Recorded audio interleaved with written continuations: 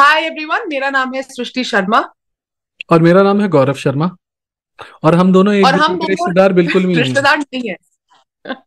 But हम एक दूसरे को जानते हैं, तो आज दोनों शर्मा आए हैं एक साथ आप सभी लोगों की लाइफ में वैल्यू एडिशन करने के लिए। जहाँ पे गौरव शर्मा जी जो है, he has great experience and expertise in the field of funding and VC sector. जबकि मुझे इतना ज्यादा एक्सपीरियंस नहीं है, बट आई वुड से 9-10 साल मुझे भी हो गए स्टार्टअप फील्ड में, जहाँ पे अलग अलग फील्ड्स में मैं स्टार्टअप्स बना चुकी हूँ, टेकन एग्जिट्स। तो हम दोनों आज basics of startup and VC funding के बारे में आप लोगों से बात करने आए हैं।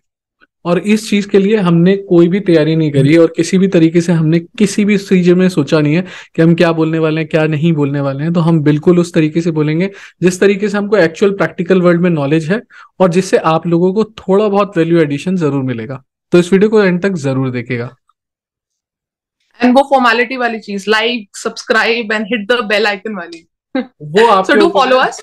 वो आपके ऊपर है, वो डिपेंड करता है व्यूअर्स के ऊपर कि वो उनको अगर चीजें सही लग रही हैं तो वो अपने आप करेंगे, नो डाउट। ठीक है, तो सृष्टि शुरू डेफिनेटली, करते बट हैं। मैं थोड़ा हाँ जी सर, मैं बस ये बताना चाह रही थी, यहाँ थोड़ा सा ट्विस्ट है जहां पे हम लोग आज ना इंटरचेंज करेंगे अपने रोल्स। तो मैं सर से वीसी फंड के बारे में पूछूंगी, फंडिंग के बारे में पूछूंगी, एज इफ मुझे कुछ नहीं पता।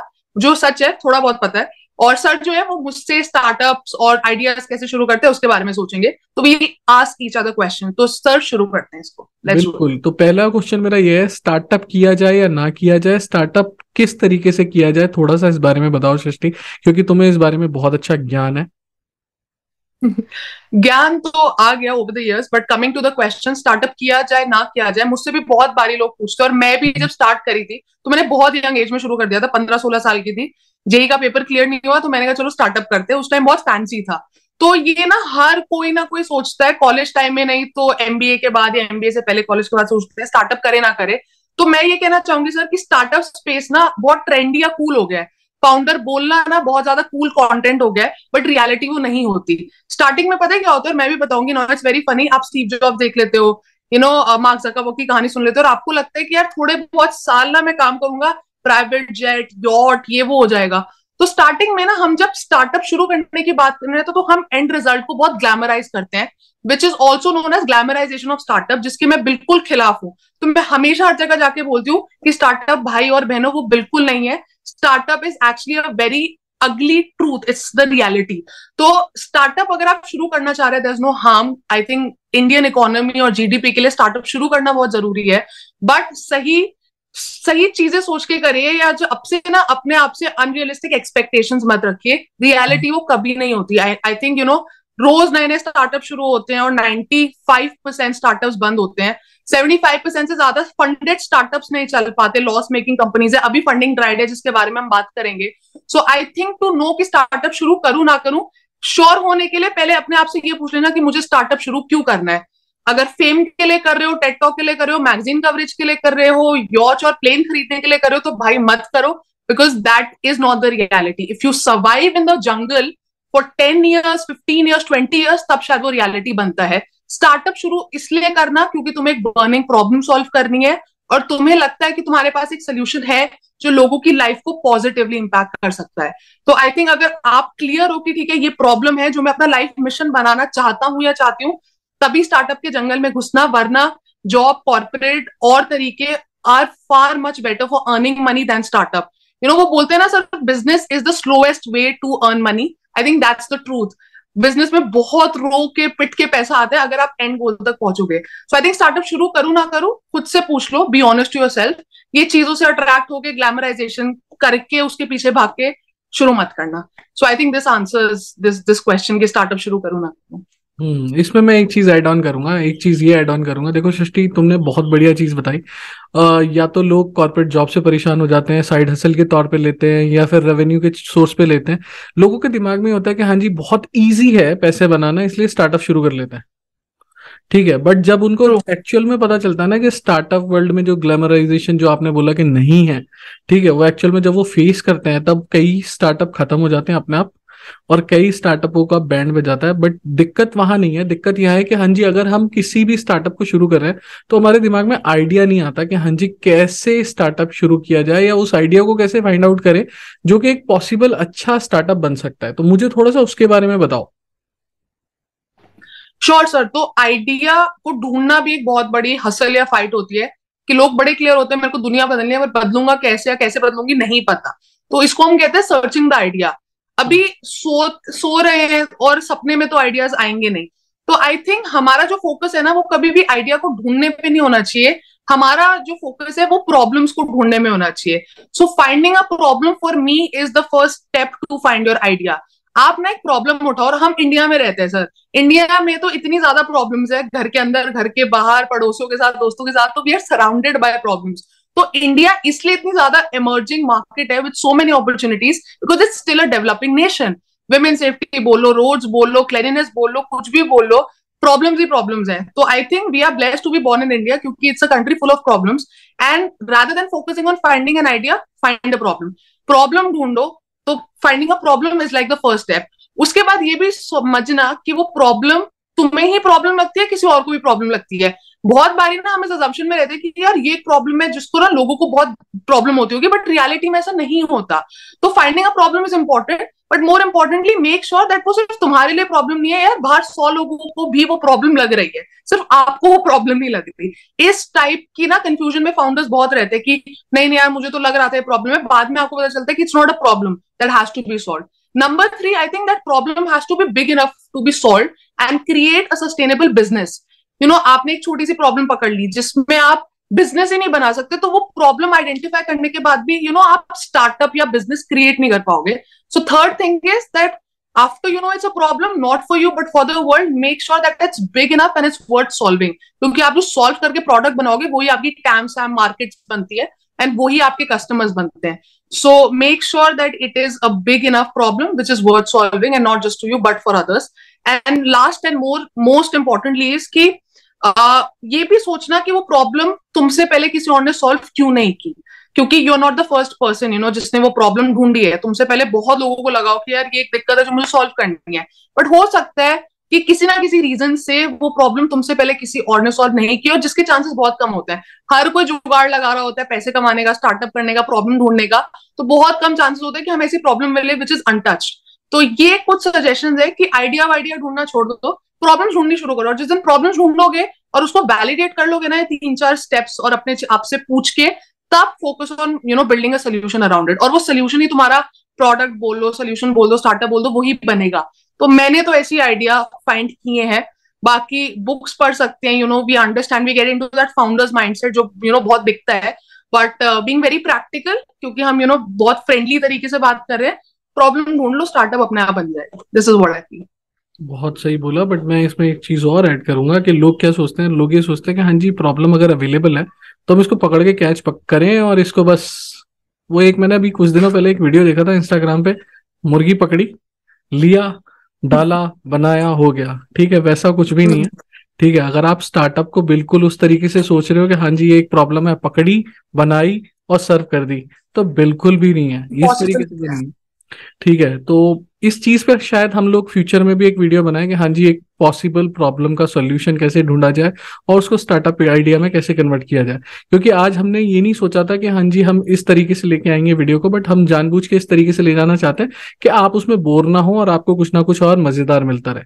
अब मैं एक चीज पूछूंगा जो सबसे ज्यादा जरूरी है, आइडिया को वैलिडेट कैसे किया जाता है और आइडिया वैलिडेशन एक्चुअल में क्या होता है? सर आइडिया वैलिडेशन ये होता है कि फाउंडर्स या जो भी स्टार्टअप करता है ना, वो सबसे पहले ना एक बहुत भ्रम की दुनिया में जीता है। तो मैंने एक प्रॉब्लम ढूंढी, मैंने एक सोल्यूशन निकाला, बट ये सब विजन ना मेरे दिमाग में अभी। तो the beauty of entrepreneurship and the beauty of startup culture is that you have a vision in mind and you have to realise it. तो जब आप उस विजन को रियलाइज करने के प्रोसेस में जाते हो ना, तो बहुत जरूरी है, क्योंकि एट द एंड सिर्फ आप उस स्टार्टअप को नहीं चलाने वाले, आप टीम भी हायर करोगे, आप पार्टनर्स लाओगे, इन्वेस्टर्स लाओगे, कस्टमर्स लाओगे। तो एक इंसान से इट एक्सपैंड्स टू से 100,000 एंड मिलियंस ऑफ पीपल। तो आइडिया वैलिडेशन मींस कि आपने एक आइडिया सोचा, आपको क्लियर है कि ये मेरा सोल्यूशन है, अब उसको वैलिडेट करना मतलब मार्केट वैलिडेशन आ जाता है। Not just market validation but people understand it, people believe in it. तो मेरे हिसाब से the easiest way and beginners के लिए आइडिया वैलिडेट जो करना चाहते हो, वो ना ये समझ लो कि मेरी टारगेट ऑडियंस कौन सी है। फॉर एग्जाम्पल, मैंने सोचा कि मुझे विमेन सेफ्टी कैटेगरी में कुछ करना है, इंडिया में विमेन आर नॉट सेफ। तो मैंने ना अपनी मार्केट डिफाइन कर ली कि यार जो वर्किंग लेडीज हैं, जो मेट्रो से ट्रैवल करती हैं, वो मेरा डिफाइंड मार्केट है। अब जाके ना मैं सैंपल सर्विस शुरू करूंगी, मैं उन लोगों को ढूंढूंगी और उनसे बात करूंगी। यहाँ पे दो चीजें हो जाएंगी, प्रॉब्लम वैलिडेशन भी और आइडिया वैलिडेशन भी। मैं उनसे पूछूंगी कि do you actually feel unsafe in Delhi. हो सकता है वो ना करती और मुझे लग रहा है कि यार वो अनसेफ फील कर रही है, तो that is where I go and I conduct the sample service, जिनको हम टेक्निकल लैंग्वेज में बोलते हैं, कि आप अपने कस्टमर से जाके बात कीजिए। प्रोडक्ट बनाने से पहले, प्रोडक्ट बना के जाओगे तो पहले इन्वेस्टमेंट कर चुके हो, so that gets a little risky. So I think idea validation का बेस्ट चीज ये है कि go and speak to a customer. Don't treat your customer as the king, treat your customer as your friend. Go talk to them, अपना solution बताओ, take their feedback and then try and understand, जहां से आपका idea validation बहुत हो जाएगा। और sir ये एक्चुअली फैक्ट है, क्योंकि ना बहुत ऐसे ना स्काई फाई स्टार्टअप्स हैं, बड़ी अच्छी पीपीटी बना लेते हैं, बहुत अच्छा हो जाते हैं, इंस्टीट्यूशनल वीसी उनको बैकअप भी कर देते हैं। बट जब एक्चुअल जो कहते हैं ना टेस्टिंग टाइम होता है कि कस्टमर आपका प्रोडक्ट खरीद रहा है नहीं खरीदता, तो शोशेबाजी तो ठीक है, तुम्हें इंस्टीट्यूशनल वीसी ने फंड कर दिया, ये फलाना ढिमकाना, तुमने इतनी टेड टॉक दे दी, तुम बहुत रिनोन्ड फाउंडर हो, बट अगर कस्टमर ही तुम्हारा प्रोडक्ट यूज नहीं कर रहा, then it's of no use. So I think मेरे लिए तो स्टेप वन इज कि मैं जिसके लिए प्रोडक्ट बना रही हूँ वो अगर सेटिस्फाइड है, वो मुझे ग्रीन सिग्नल देगा, then my idea is validated. So keeping it short, I think sample service with your customer is the right way to get your idea validated, जितना मैं समझ पाई हूँ और जितना मैंने देखा है मार्केट को। बहुत बढ़िया चीज। अब मैं एक चीज इसमें एड ऑन और करूंगा। रीजन, मैंने बहुत सारे स्टार्टअप आइडियाज देखे हैं जिनको फंडिंग तो बहुत आसानी से मिल जाती है, बट वो लॉस मेकिंग कंपनी चला रहे हैं अभी भी। उसमें से बहुत सारे स्टार्टअप्स अपने आप को, इवन अगर हम जाएं तो अंबानी जी भी अपने आप को बोलते हैं हम एक स्टार्टअप हैं, हमारे इसने ये स्टार्टअप शुरू किया था, तो आज हम यहाँ पे एक बड़ी एमएनसी के फॉर्म में बैठे हुए हैं। बट मैं अगर बोलूं, स्टार्टअप बिल्कुल भी वो स्टार्टअप नहीं है जो लॉस मेकिंग स्टार्टअप है। अगर आप लॉस मेकिंग स्टार्टअप है तो आपके जो वीसी हैं, जो फंडर्स हैं, या कोई भी बंदा फाइनेंशियल एस्पेक्ट में है, वो पीछे हट जाएगा। रीजन फॉर बीइंग, कोई भी बंदा आज के टाइम पे जब आपके स्टार्टअप में पैसे लगा रहा है तो वो बनिए वाला काम करता है। बनिया क्या करता है? बनिया जब तक पैसे लगाता है जब तक उसमें से आउट ऑफ समथिंग रिटर्न आ रही हो। अगर उसमें से रिटर्न ही नहीं आ रही, लॉसेज आ रहे हैं, तो वो कुछ टाइम बाद पता है क्या कहेंगे? फिर वो बाई जो स्टोरी बन के रह जाएगी कि हाँ जी इतना 1,000 करोड़ का लॉस है और ये है और वो है। अब मैं अगला क्वेश्चन जो पूछूंगा वो बहुत ही मतलब भिन्न है, विभिन्न है। तुम्हारे सामने बहुत सारी बार आया होगा, ठीक है, और लोगों के दिमाग में भी जो है ना, सर खुजा खुजा के ये क्वेश्चन पूछते हैं, और पूछना भी चाहिए। क्या हम स्टार्टअप की टीम बिना पैसों के बना सकते हैं? मतलब बिना हरी पत्ती निकाले, बिना नीली पत्ती निकाले, ठीक है, बिना किसी और तरीके की पत्ती या यूपीआई निकाले, बल्कि ठीक है यूपीआई से पेड किए, क्या हम अपनी स्टाफ को हायर कर सकते हैं और रख सकते हैं और लॉन्ग टर्म चल सकते हैं? आपने वो यूपीआई वाला क्रैक कर दिया मेरा जोक, बट आप ग्रीन पत्ती बोलते हो तो मैं कहती हूँ यूपीआई कर लो, वो आपने मेरे जोक बिल्कुल खत्म कर दिया। तो but getting serious, I am coming to this question. Sir starting में ना यही होता है, मतलब हिम्मत बहुत ज्यादा होती है स्टार्टअप फाउंडर्स में, बट रियलिटी में ना पैसा बहुत लिमिटेड होता है, बहुत कम होता है, तो रिसोर्सेज बहुत कम होते हैं। और स्टार्टअप में ना एक 1000 डे स्टार्टअप रूल होता है कि जब आप स्टार्टअप शुरू कर रहे हो ना, तो ये 1000 डे का रूल होता है कि तैयार हो जाओ कि आप 1000 दिन तक पैसा नहीं कमाने वाले हो। तो that is also one of the things that you have to be ready for, कि भाई मैं ट्रिलियनर 2 साल में नहीं बनूंगा, 1 साल में नहीं बनने वाला, कुछ नहीं होगा। Coming specifically to this question, possible है बट थोड़ा सा मुश्किल है, वो प्रपोर्शन ऑफ लोग ना कम मिलते हैं। But now it has become a lot more easier. Facebook groups हो गए, आपके को फाउंडर्स लैब है, फाउंडर्स नेशन है, ऐसे बहुत सारे प्लेटफॉर्म्स है जो स्पेसिफिकली फाउंडर्स, को फाउंडर्स और फाउंडर माइंडसेट वाले लोगों के साथ बनाए हुए हैं। तो स्टार्टिंग में जब आपके पास पैसे नहीं है, तो आप बल्क हायरिंग नहीं कर सकते हो, आप स्काईफाई सैलरीज नहीं दे सकते हो। तो आई थिंक दो तरीके, एक गेट योर सेल्फ अ को फाउंडर, थोड़ी इक्विटी डाइल्यूट करके 30%, 40-50 वट जो तुम लोग का अग्रीड टर्म है, गेट अ को फाउंडर ऑन बोर्ड जहाँ पे इक्विटी शेयरिंग है। तो एक फाउंडर का ना सबसे इंपॉर्टेंट एसेट जो होता है वो इक्विटी होता है, इसलिए बोलते हैं कि देख के देनी चाहिए। तो मेरे हिसाब से तो जब पैसे नहीं है तो स्काईफाई सैलरी और हायरिंग की जगह गेट योर सेल्फ अ को फाउंडर, सीएमओ रखो, डेजिग्नेशंस बांटो यार, मतलब बट जेन्युइन बांटना है, ऐसे नहीं कि किसी को सपने दिखा के बेवकूफ बना रहे हो। तो जेन्युइन डेजिग्नेशंस बांटो और इंटर्नशिप्स पे काम करो, कोलैबोरेशंस पे काम करो। कोलैबोरेशन, अब ऑफिस लेने के पैसे नहीं होते तो कोवर्किंग स्पेस में जाके बैठ जाओ। कोई इवेंट करना है तो वेन्यू पार्टनरशिप और कोलैबोरेशन में काम करो। तो आई थिंक अब बहुत सारे नए टूल्स और प्लेटफॉर्म्स आ गए जहां पे रिसोर्सेज या लिमिटेड बजट के साथ भी स्टार्ट किया जा सकता है। एंड आई वुड से सर ये बहुत अच्छा क्वेश्चन है, क्योंकि लोगों को ना बहाना मिल जाता है कि यार स्टार्टअप शुरू करना मतलब पैसा बहुत चाहिए, या इसके बाप के पास बहुत पैसा होगा तभी इसने, मेरे को बोलते हैं लोग कि भाई तुम्हारे पापा के पास बहुत पैसा है कि तुमने इतने स्टार्टअप शुरू कर दिए। अरे भाई ऐसे नहीं होता। मतलब हम भी बोरे तो उस नहीं भर टाइम के से लाते गए। ना तुम्हारे पापा बोरे तो नहीं भर के लाते ना? सर अभी ऑन रिकॉर्ड में नहीं बोल सकती। रियलिटी, रियलिटी आपको पता है, कैन नॉट से दिस। बट जोक्स असाइड, तो definitely it's very very much possible. और ऐसे बहुत सारे प्लेटफॉर्म्स हैं जहां पे लोग लिटरली ढूंढ रहे हैं अच्छे लोग, क्योंकि मुझे खुद मेरे दो पार्टनर्स फाउंडर नेशन से मिले थे, तो हम ऑफलाइन मिले, फिर चीजें शुरू हुई। ये स्टोरी मैंने आपको बताई थी। So this is how we started. So yes, it is very much possible where equity बांटो मतलब बिल्कुल ऐसे मत बांटना, देख के do, because cofounders is also like a wedding, a marriage that you do. So it's very important that you get to know complementary features हो। तो टीम बिल्डिंग के बारे में बाद में बात करेंगे, but I think it's very much possible. बहुत सारा यंग टैलेंट है जो इंटर्नशिप से और ऐसे प्लेटफॉर्म्स पे मिल सकता है। So we can start up, और फंडिंग ढूंढो, फंडिंग लो, तो फिर सैलरीज भी लेनी शुरू करो। बिल्कुल भिखारियों की तरह स्टार्टअप मत चलाओ। But it is one of major struggles in the starting, yeah. तो इसमें मैं एक चीज ये ऐड करूंगा कि देखो, बिल्कुल सही बात बोली है कि हाँ जी, आप इक्विटी को ऐसे मत बांटो जैसे आप मतलब एक टिक्की को लेके बांट देते हो ना, ये भंडारा बांट रहे हो। या एक पिज्जा होता है, cut cut cut cut cut बांट दिया। ठीक है, क्यों? क्योंकि आप अगर आपस में भी बांट रहे हो ना, फाउंडर्स को फाउंडर्स को, तो इस वाले पॉइंट को मैं अपने अपने पॉइंट्स में लूंगा जब सृष्टि मेरे से क्वेश्चन पूछेगी फाइनेंशियल एस्पेक्ट्स में, क्योंकि फंडिंग करते हुए या फंडिंग लेते हुए आपको कुछ पार्ट ऑफ इक्विटी अपने इन्वेस्टर्स को भी देनी पड़ती है। और अगर वो अच्छी खासी ना होना, तो जब आपकी series A B C D शुरू होंगी, तो इन्वेस्टर जो है ना नाक बना लेते हैं या फिर हट जाते हैं, या फिर कलेश शुरू बिल्कुल। होते हैं आप लोगों के जीवन में एक्चुअल में। फिर आप ये बोलते हो कि यार मैंने तो अपनी सारी इक्विटी अपने को फाउंडर को बांट दी या किसी और को दे दी, अब मेरे पास बची नहीं है। या सीरीज A और B में किसी तरीके से जब बिल्कुल प्री इनिशियल फेज होता है कि हाँ जी सर, प्लानिंग में होता है स्टार्टअप, और फिर जब बाद में आप जाते हो लास्ट में आपको कुछ भी नहीं मिलता, तो परेशानी होती है। तो अब अगला क्वेश्चन ये है कि हमें स्टार्टअप की मतलब अगर फंडिंग है तो कैसे रेज करनी है, कब करनी है? सर फंडिंग, स्टार्टअप फंडिंग जो है ना, और मैं आपको सही बताऊं, ये क्वेश्चन बहुत इंटरेस्टिंग क्वेश्चन है, क्योंकि बहुत सारे फाउंडर्स ना मेरे खुद के दोस्त हैं जिनसे मैं मिली हूँ, जो शुरू इसलिए करते हैं कि यार हमको ना फंडिंग उठानी है और हमें चाहिए एक आर्टिकल, और अब मैं बन गया सुपर कूल फाउंडर से, क्योंकि अब मैं फंडेड स्टार्टअप का फाउंडर हूँ। तो ये भी एक बहुत बड़ा असम्पशन है, जहां पे एक्चुअली ना अब बहुत सारे लोग are only starting up to raise funds. तो we'll definitely talk about this, और एक क्वेश्चन मैं आपसे पूछूंगी, क्योंकि पैसे मजाक नहीं, this is like real money, किसी का पैसा लग रहा है वहां पे। तो जब आती है कि इन्वेस्टर्स को कब अप्रोच करें, तो मैं ये नहीं कहूँ, देखो each two is own, every startup has a different sector, a different story. बहुत बारी हम सुनते हैं कि यार आइडिया बेस्ड फंडिंग मिल जाती है।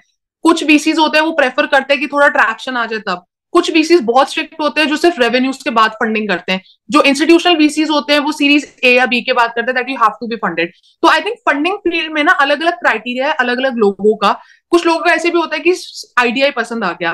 बट अगर मैं इसको बहुत स्टैंडर्डाइज करके एक फिक्स स्पेसिफिक आंसर दूं, then I would always personally suggest कि कभी भी ना आइडिया लेके किसी इन्वेस्टर के पास मत जाना।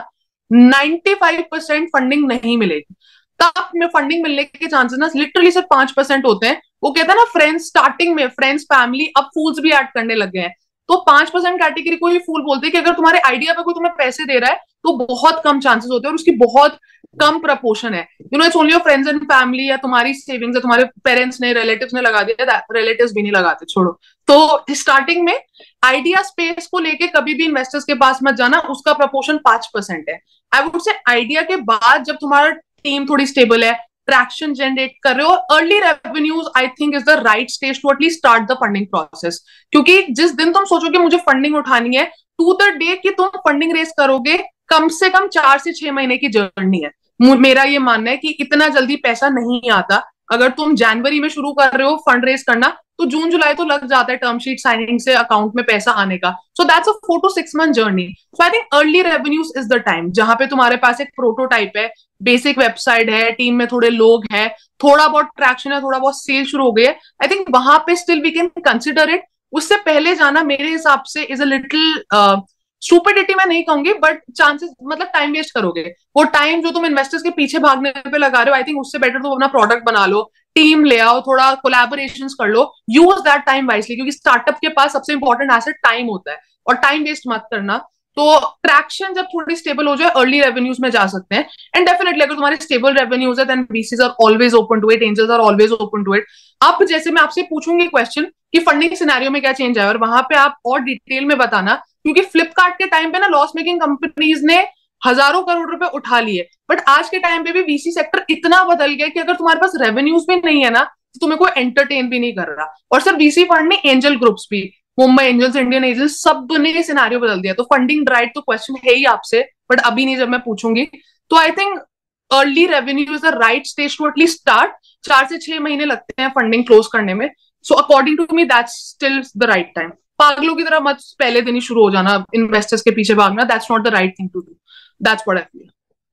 परफेक्ट है, बिल्कुल ठीक बात है, इसमें मैं कुछ और ऐड ऑन नहीं करूंगा। रीजन फॉर मी तुमने बिल्कुल क्लियरली बोल दिया कि हाँ जी पूरी सारी प्रॉब्लम ये है और ये सॉल्यूशन। जी तो ये तो रहा अब तक का सिनारियो उस सेंस में कि हाँ जी जिस सेंस में हमने सिर्फ बात करी कि हाँ जी किस तरीके से बिजनेस और बाकी सारे सेंस होते हैं। अब बात करते हैं कि हाँ जी फंडिंग, फाइनेंशियल एस्पेक्ट्स और बाकी सारी चीजें जिसमें मैं आप लोगों को बताने वाला हूँ। तो कोई और क्वेश्चंस मैं आपसे पूछूंगी। हाँ हाँ तो बिल्कुल। पहले ना इंट्रोडक्शन सर, मेरे लिए भी जब मैंने स्टार्ट किया था ना, तो फंडिंग और वीसी स्पेस ना बड़ा मुश्किल लगता है। वैल्यूएशन और बड़े बड़े टर्म्स है ना, तो सुन के ऐसे लगता है कि भाई बड़ा मुश्किल काम होगा। बट आपके चैनल पे और आप जो करते हो, you make it so simple for the common man to actually understand it, कि इससे कुछ डरने की जरूरत नहीं है। तो टू बिगिन विद मेरा जो पहला क्वेश्चन है वो आपसे ये है कि बेसिक फंडिंग वर्ल्ड में what are the types of funding, कि एक लेमैन के लिए जैसे मैं हूं तो क्या क्या अलग तरीके की फंडिंग होती है। Just initial question on that. हाँ जी। देखो फंडिंग बेसिकली होती है दो टाइप की, बट दो टाइप की भी बहुत डिफरेंट टाइप्स की होती है, वो मैं बता देता हूँ। दो टाइप क्यों है कैटेगराइज मैंने किया है, एक तो इक्विटी में और डेट में। ठीक है, इक्विटी कब होती है, जब आपकी कोई भी आप कंपनी बनाते हो जो प्राइवेट लिमिटेड के फॉर्म में है, तो उसकी एक इक्विटी परसेंटेज आपके बीच में होती है शेयर होल्डर्स की और डायरेक्टर्स प्रमोटर्स की।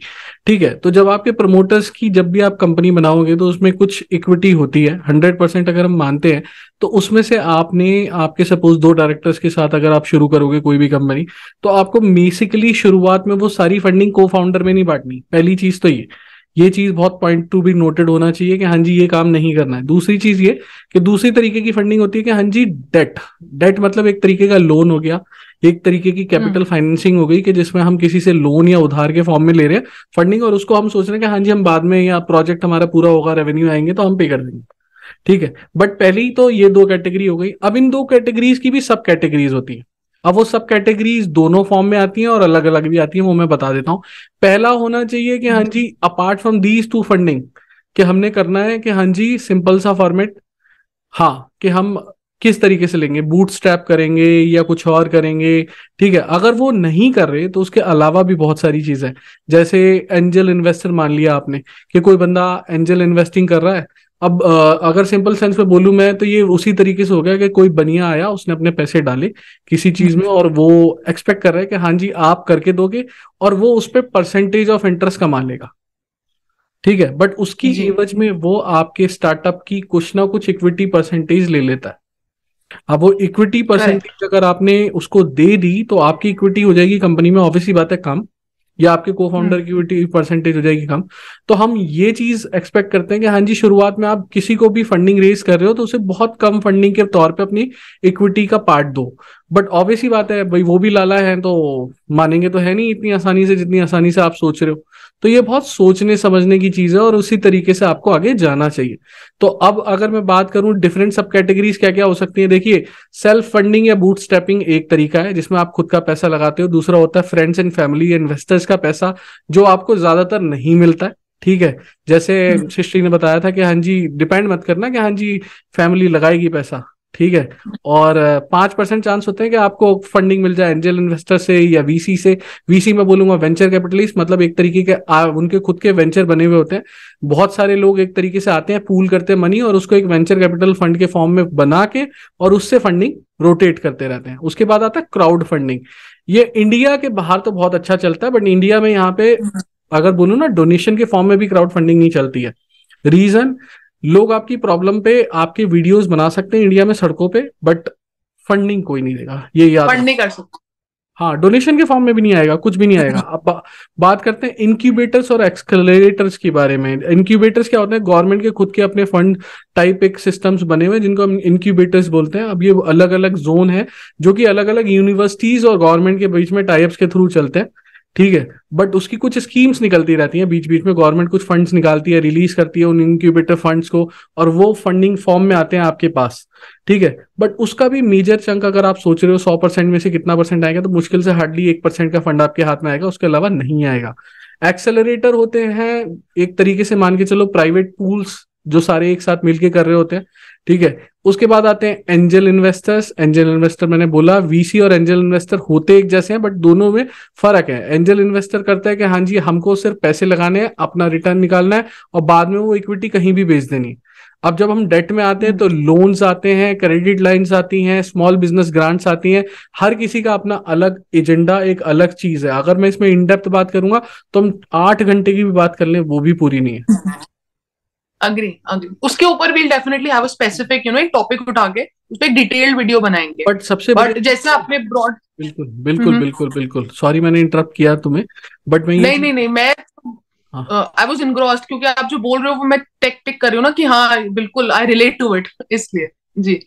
बट मैं एक नहीं, बट चीज जैसा आपने सही कहा सर, इक्विटी और डेप्थ funding are the two types, फिर उसके आपने अलग अलग सब कैटेगरी समझाई है, and I think a detail video on that will help people more to understand कि है क्या है नहीं। तो आप अभी जब ये आंसर पूरा दे रहे थे तो एक क्वेश्चन मेरे दिमाग में निकल के आया, जहां पे आप ये बता रहे हो स्पेसिफिकली स्टार्टअप फाउंडर्स के लिए कि इक्विटी सोच समझ के देना, ऐसे भंडारे की तरह मत बांटना, इट्स लाइक अ केक और वो कम होता है और उसमें एंटी डाइल्यूशन लॉ भी होता है, there are lot of other things जो डिटेल में आती हैं। तो मेरा सेकंड क्वेश्चन जो है वो ये है सर कि यूजुअली ना एक स्टार्टअप फाउंडर इस कंफ्यूजन में रहता है, या आप बोलो इस अनफेवरेबल सिचुएशन में रहता है जहां पे डेट फंडिंग रेस करना रिस्की है। अभी आपको नहीं पता रेवेन्यूज आएंगे नहीं आएंगे, तो आप डेट फंडिंग नहीं कर सकते, then the only option is कि यार मुझे इक्विटी फंडिंग करनी है। तो इक्विटी फंडिंग में आपके हिसाब से what is your advice from a VC perspective, क्योंकि वीसी हमेशा चाहेगा कि यार मेरे को ज्यादा चंक मिले, और फाउंडर नहीं दे सकता क्योंकि that's the only asset that he और शी हैज इन हैंड।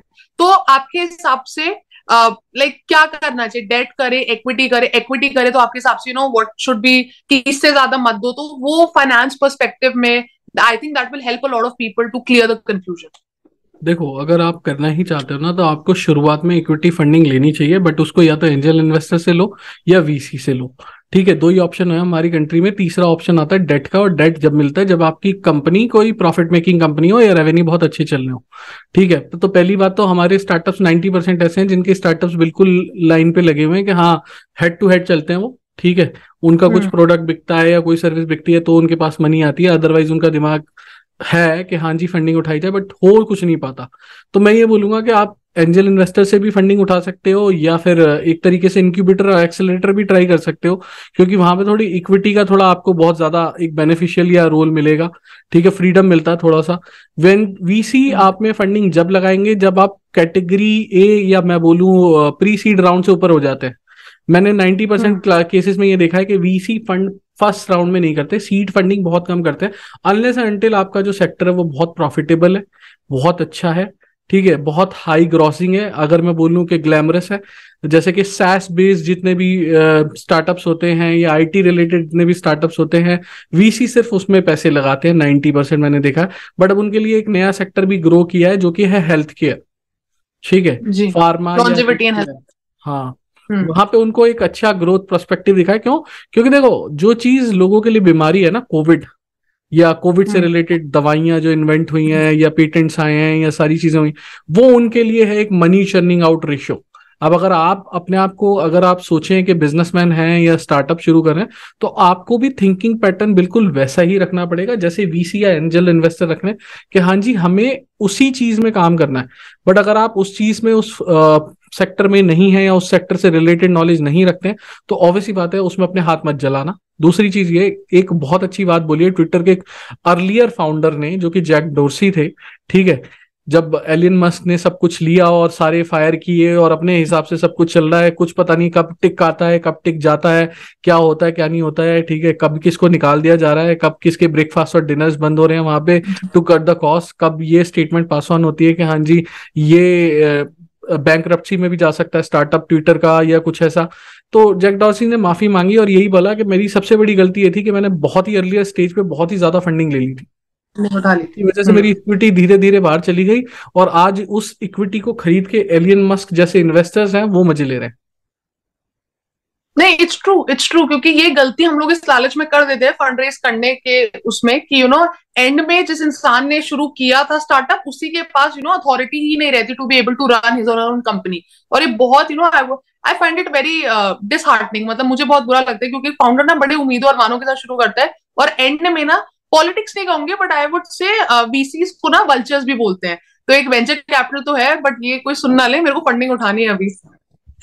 तो और अगर ये दिस किसी ने इज सुन द लिया ना, थिंग। ये किसी ने सुन लिया और खासतौर से उस किसी ने सुन लिया जो शार्क टैंक में बैठा हुआ होगा, तो वो हमारे ऊपर एक अलग से एक व्यंग शुरू करेगा और अलग से पूरी हो सकता है सीरीज ही निकाल दे हम लोगों के ऊपर।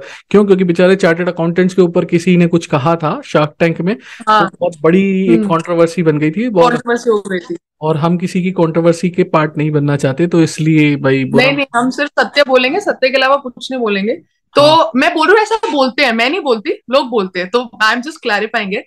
But as you very rightly said, और जब आप ये बोल रहे थे ना तो एक पॉइंट जो मुझे याद आया कि वीसी फंड ऑफ फाउंडर्स का जो आप बोल रहे थे कि अभी I was watching one video जहां पे they were showing the hard reality of the startup space की जो फाउंडर होता है ना वो शुरू ये सोच के करता है कि मेरे को एक बर्निंग प्रॉब्लम सॉल्व करनी है, बट वो बेचारा ना एक फंड के बाद दूसरा फंड उठाता है, वही दिखता रहता है बिकॉज वो कल्चर ऐसा बन गया। और आपने अभी एक चीज और बहुत अच्छी बोली थी कि अगर एक स्टार्टअप पैसा नहीं कमा रहा है या वो लॉस मेकिंग है then it's not a business, which I also agree to. क्योंकि फंडिंग डिपेंडेंसी पे अगर आप लॉस निकाल रहे हो ना तो आप अपनी हॉबी पूरी कर रहे हो एक टेक के थ्रू, वो बिजनेस नहीं है। बिजनेस का कोर मतलब या कोर वैल्यू है something that gives you return and that gives you money. But ये ट्रेंड बन गया और चल रहा है, but I am sure it's going to change, जो मेरा फोर्थ क्वेश्चन होगा आपसे। बट उससे पहले ताकि ऑडियंस को वो आंसर। ग्रेट सर, तो ये कॉन्वर्सेशन से अब मुझे अपना तीसरा क्वेश्चन मिल गया जो मैं आपसे पूछना चाहती हूँ और ये सबका फेवरेट क्वेश्चन है कि वीसी क्या होता है। मतलब इतने सारे मिक्स थ्योरीज डेफिनेशन गूगल पे भी पढ़ने को बहुत मिलता है, बट सिंपल भाषा में वीसी फंड क्या है। और मेरा एक क्वेश्चन है जो आप प्लीज आंसर कर देना इसी में कि वीसी के पास इतना पैसा कहां से आता है, how do they have that much money to put into startups because these are very risky investments. तो योर आंसर ऑन दैट। यार देखो, वीसी अगर मैं सिंपल फॉर्म में बोलूँ ना, वीसी दो शब्दों से मिलके मिला है, वेंचर और कैपिटल। अब एक तरीके की प्राइवेट इक्विटी या हम बोल रहे टाइप ऑफ फाइनेंसिंग होती है जिसमें इन्वेस्टर एक तरीके से प्रोवाइड करता है स्टार्टअप कंपनीज या स्मॉल बिजनेसेस पे फंडिंग। अब पैसा आता कहाँ से है वो मैं बता देता हूँ। सिंपल सा फॉर्मेट है, जब कोई भी प्राइवेट इक्विटी या कोई भी बंदा जिसके पास एक्सेस मनी है वो अपना एक पूरा पूल ऑफ इन्वेस्टमेंट बना लेता है जिसको हम वेंचर कैपिटल फंड बोलते हैं। ठीक है, ये फंड रेगुलेटेड होता है सेबी के द्वारा, ठीक है, जो कि एक बहुत बड़ी रेगुलेटरी बॉडी है, ठीक है, और वो पूरे तरीके से इस पे लॉज बना के बैठी है। बट इसमें जब भी कोई बंदा इसको बनाता है तो मैंने उस पर एक पूरा वीडियो डिटेल्ड बनाया हुआ है, तो कोई जाना चाहता है तो वो लिंक आई बटन पे जाके क्लिक करके देख सकता है कि वीसी होता क्या है, वीसी कैसे फॉर्म किया जा सकता है। बट मैं ये बोलूंगा इनके पास फंड्स कहाँ से आते हैं, फंड्स आते हैं पूल ऑफ इन्वेस्टर्स से, या कोई भी बंदा ऐसा जो कि पूरी तरीके से फंडिंग को ला रहा है with the help of various private equities firms and creating a pool. ठीक है, और ये फंड कहाँ से आते हैं? 90% अगर मैं बोलूँ तो बहुत बड़े बड़े बिग हाउसेस जो हैं, जो चाहते हैं कि हाँ जी स्टार्टअप्स का यूज किया जाए, स्टार्टअप्स में पैसे लगाए जाए और एक ऐसी जगह इन्वेस्ट किया जाए जहां पे उनके पैसे लगाने पे उनको पैसा बनाने का मौका मिले। ठीक है, तो इसको वीसी फंड बोलते हैं और वीसी फंडिंग के रिसोर्स बोलते हैं। बट इसमें सोर्सेज बहुत सारे होते हैं, ये मैंने सिर्फ एक ही सोर्स गिनवाया, बहुत सारे डिफरेंट सोर्सेस है, डिपेंड करते हैं कि किस तरीके से। जैसे सपोज हम म्यूचुअल फंड करते हैं ना, म्यूचुअल फंड में इन्वेस्ट करते हैं, जो म्यूचुअल फंड को चला रहा होता है बंदा, जो एग्रीगेटर प्लेटफॉर्म चला रहा होता है म्यूचुअल फंड का, जो मैनेजर होते हैं, फंड मैनेजर्स होते हैं जो अपनी रिसोर्सेज बताते हैं। हालांकि एक बहुत अच्छी बात है बट ये चीज बोलनी नहीं चाहिए, सेबी ने आज तक कभी भी किसी भी वीसी फंड से ये नहीं पूछा कि आपकी सोर्सेस क्या है फंड्स की।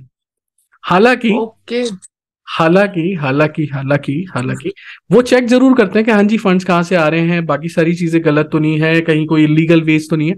बट दिक्कत कहाँ आती है? दिक्कत आती है जब हम कंपेयर करते हैं एक इंडिविजुअल म्यूचुअल फंड की फंड हाउस को और एक वीसी फंड हाउस को, जो कि दोनों डिफरेंट है।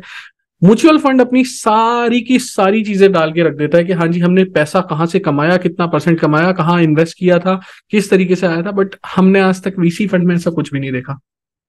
वो ट्रांसपेरेंसी नहीं है। वो ट्रांसपेरेंसी वो रखना भी नहीं चाहते, और रखना कई जगह पे अच्छा भी नहीं है। रीजन फॉर बीइंग उनको फिर कॉपी किया जाएगा, फिर और जो वीसी फंड्स हैं या फॉरेन इक्विटी फर्म्स हैं वो आएंगी और फिर वो उनको देख के यूज करेंगी। तो एक तरीके से ठीक भी नहीं है और एक तरीके से ठीक भी है। तो कॉइन के दो पार्ट हैं, टेल और हेड, जो भी यूज कर लो।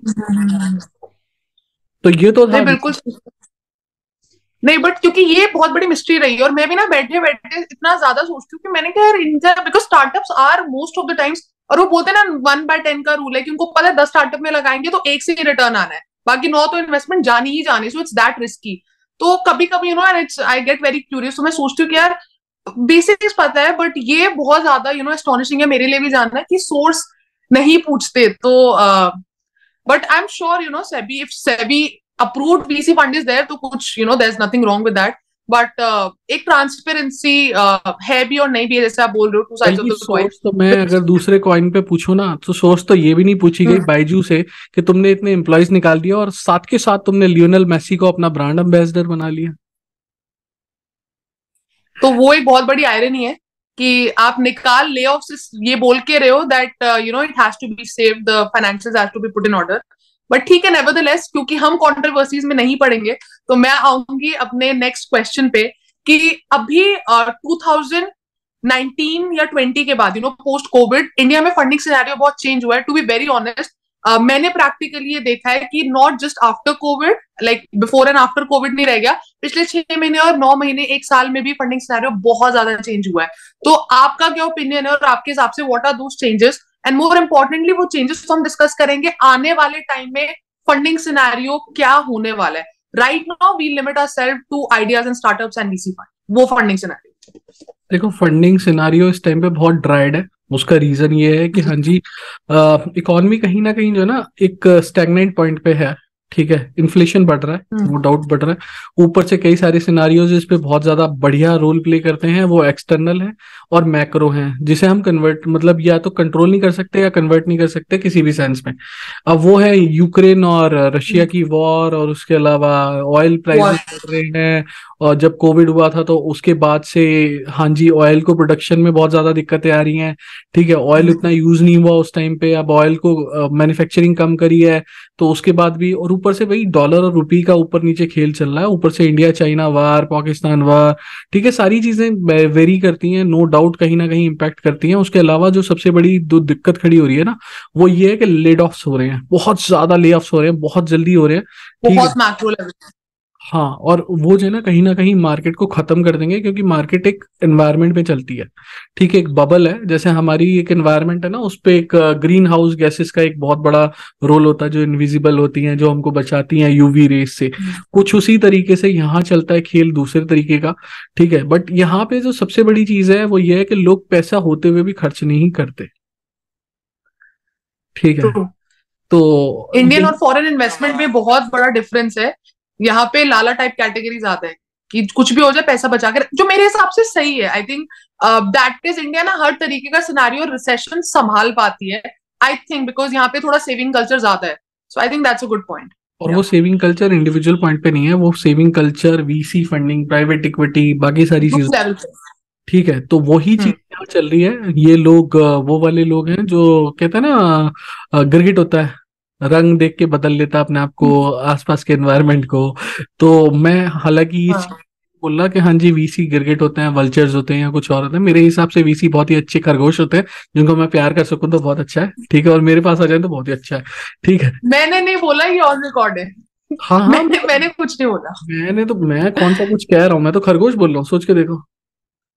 ठीक है, नहीं मजाक चल रहा है, आई अंडरस्टैंड जी। हाँ, तो मैं ये चीज बोलूंगा कि हाँ, अगर आप वीसीज के बारे में जानना चाहते हैं कि क्यों नहीं फंडिंग हो रही है और कहाँ गई है फंडिंग, फंडिंग इस टाइम स्ट्रीमलाइन नहीं है, फंडिंग कहीं भी अवेलेबल नहीं है, फंडिंग कहीं से निकल नहीं सकती है। तो अगर आपके ऐसे हालात हैं, आपके ऐसे स्टार्टअप्स हैं कि हाँ फंडिंग की बहुत ज्यादा जरूरत है, बहुत सोच समझ के पैसे को बचाएं, बहुत कॉस्ट कटिंग करें। यही बाकी के स्टार्टअप्स कर रहे हैं, इसीलिए वो इधर उधर के कोई भी जितने भी उनके एक्सपेंशन प्लान थे सब रोक के बैठ गए। ठीक है, आपको भी वही काम करना है। एक ऐसा फेस आता है हर जगह हर टाइम पे जब जब हम कुछ भी ना करें तो ज्यादा अच्छा है। तो वही चीज इस टाइम फाइनेंसिंग लाइन में या फंडिंग लाइन में हम बोल सकते हैं चल रही है। तो आपको एक्सपेक्ट नहीं करना है कि आपको फंडिंग आसानी से मिल जाएगी, किसी भी तरीके से मिल जाएगी। ठीक है, आप ये मान के चलिए 99% के आपको फंडिंग नहीं मिलेगी, और यही सच नहीं है। मिलने वाला।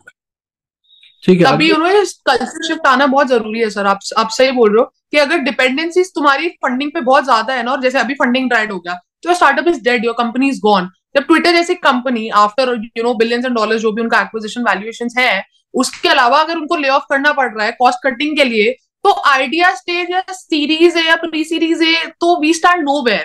तो आई थिंक ये एक लर्निंग एंटरप्रेन्योर्स के लिए भी है कि फंडिंग पे डिपेंड मत रहो, एटलीस्ट सस्टेनेबल बिजनेस बना लो कि अगर कल को किसी का पैसा नहीं भी मिला तो तुम मार्केट में सर्वाइव कर सकते हो। You have to withstand the storm.